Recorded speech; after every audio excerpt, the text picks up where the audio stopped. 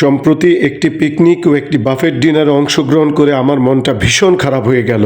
চোখের ক্ষুধার কারণে অতিরিক্ত খাবার তুলে খেতে না পেরে অবশেষে খাবার নষ্ট করা আমাদের ফ্যাশনে পরিণত হয়েছে। বিশ্বব্যাপী আর্থিক মন্দায়, দ্রব্যমূল্যের সীমাহীন ঊর্ধ্বগতিতে মানুষ যখন দিশেহারা, এই সময়েও আমরা অজ্ঞতার বশে অভ্যাসগত ত্রুটির কারণে প্রচুর খাবার নষ্ট করছি। একটু অনুভব করুন যারা না খেয়ে আছে তাদের কথা। আমরা একটু কম খেলে কি হয়, প্রয়োজনের তুলনায় কম খান। একটু ভাবুন তাদের কথা যারা রাস্তাঘাটে, মসজিদের সামনে, বিভিন্ন লোকালয়ে হাত পাচ্ছে, বলছে বাবা খেতে পারছি না, টাকার অভাবে বাজার করতে পারছি না।